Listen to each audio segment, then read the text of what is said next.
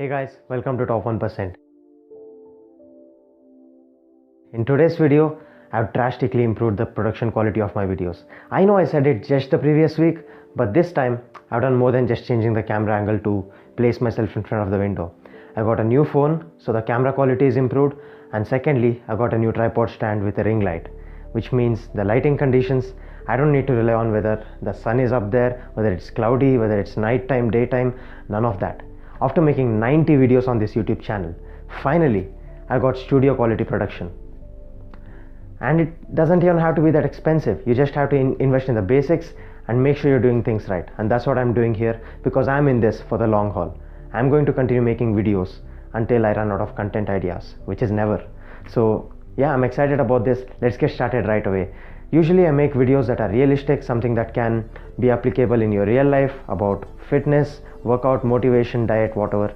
But today I'm making a video on a fantasy idea. You know what I'm talking about. Zombie apocalypse. What if that happens in real life? You've seen all those movies and TV shows where the world is degenerating, all the resources are getting depleted, there's no food, there's no water, people are trying to survive and forming groups, turning against each other, zombies are trying to eat people up. What would you do in a situation like that? So that's why in today's video, I'm going to give you practical fitness and diet tips, what you could do to survive in that kind of a situation. It's not gonna happen. Probably not, hope not. But yeah, these are the tips that I would give in a situation like that. You could also apply something like this if you're stranded on an island, or if you're on an adventure, you're stuck in the middle of the forest with nowhere to go. These are tips that you could actually apply. So hope that never happens. But anyways, let's get started with today's video. It's going to be interesting, so stay tuned till the very end. Let's get started right away. Alright, so firstly, let's talk about the diet. How do you eat in that kind of a situation? First of all, let's talk about your body composition. That is how much muscle you carry, how much fat you carry, that kind of stuff. So you might think that having the most amount of muscle and carrying the least amount of fat is the best way to be. And that's usually what people want in fitness, right? But ironically, in this situation, that's not the best thing to do. Imagine a person with 5% body fat, shredded, he's got veins popping everywhere, the muscle striations and all that, like a professional bodybuilder. That's probably the first person to die. That's basically starving, right? When you don't have food from outside and you don't have energy from the inside in the form of fat, you won't survive, you won't make it. That doesn't mean you carry as much fat as possible. Having 40% body fat, being obese, that's not healthy either. Sure, in the short term you will survive, but it's going to slow you down, it's going to affect your fitness and performance. In the long term, it's going to affect your health. So that's not the best situation either.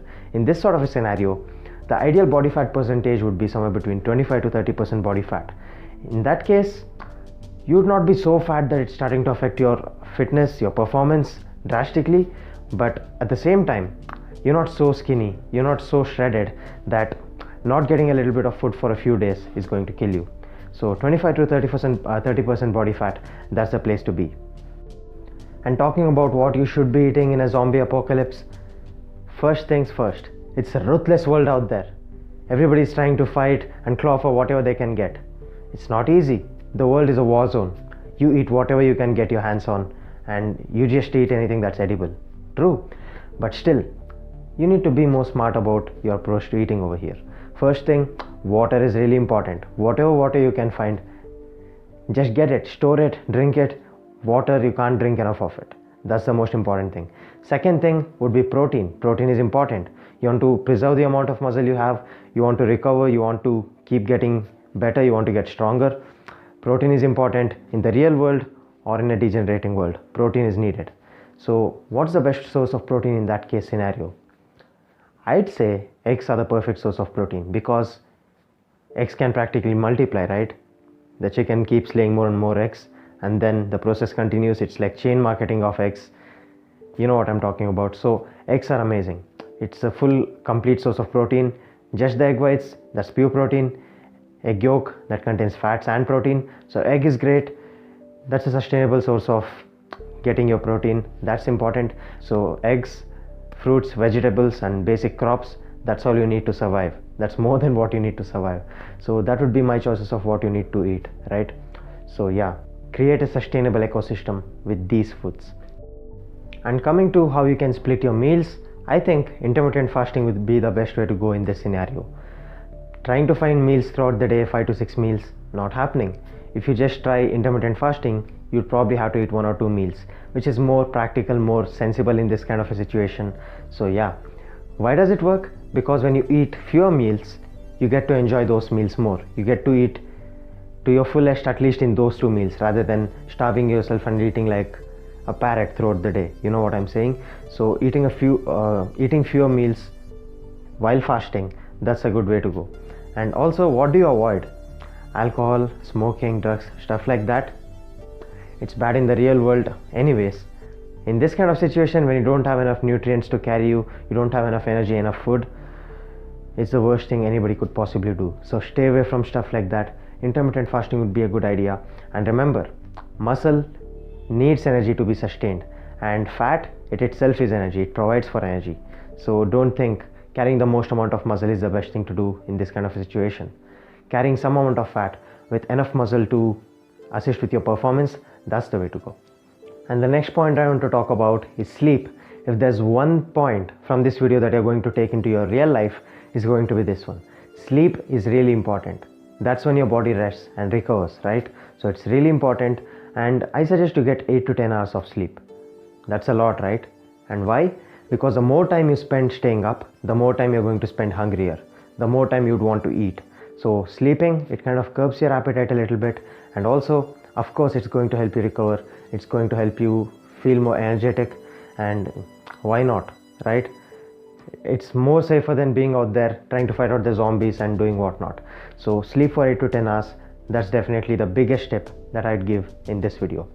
And now coming to the interesting part, training. How do you train if you want to improve your chances of surviving an apocalypse? Here it goes. The least important factor is how much muscle you carry. It doesn't matter, I already told you, carrying more muscle means you need to eat more food as well. So muscle is just expensive in terms of energy, which is not something that you can afford in an apocalypse. And the second most important thing would be your endurance and strength. How much endurance do you have? How far can you run? How fast can you run? And how strong are you, right? All of those, that's your physiological being, that's important. And the most important thing to train would be your movement efficiency, your skills, and martial arts. What do I mean? I'll explain each and one of these in detail. Take a look at an Olympic weightlifter. Weightlifters don't even look like they lift weights. They look skinny, but man, they can move heavy weights. They can generate a lot of power. They know how to lift heavy weights, and that's because their technique is so perfect. They practice it so well. Their movement efficiency, it's on point. And that kind of skill is going to carry over in the real world as well, right? So that's important. And the second thing I talked about is all sorts of skills. What skills do you think could be applicable in real life in surviving? Take a look at someone like Bear Grylls, Man vs. Wild, right? Can you survive out there in the nature? Camping and climbing a mountain, just fending off animals, creating a place for you to survive, creating a shelter, whatever it is. All those basic skills, that's going to come in handy. And martial arts, why? Because martial arts is not dependent on how much energy you have, how you're feeling, what your body looks like, or any of that. It's pure skill and retraining your instincts. That's what martial arts is. The two martial arts that I would recommend is Jiu-Jitsu and Kobudo. Jiu-Jitsu is close range grappling art, wherein you use your body to your advantage by manipulating angles and the right timing and all of that. It's really amazing. If you haven't tried Jiu-Jitsu ever, do give it a shot. Anybody that's way bigger than you, if they don't know how to use Jiu-Jitsu and you know how to use it, you're probably going to win. It's that good. And the second thing is Kobudo. What is Kobudo? It's close range combat using weapons, right? Nunchucks, bow, sai, stuff like that. I practice this on a regular basis. And using close range weapons like that and knowing how to use it the right way, it's amazing.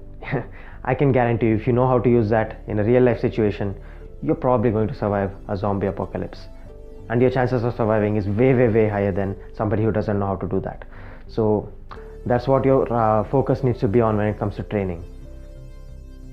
Another interesting pro tip I'd want to give right now is learn how to do cycling properly or using a skateboard, because stuff like that, it doesn't really require fuel and it saves a lot of energy, right?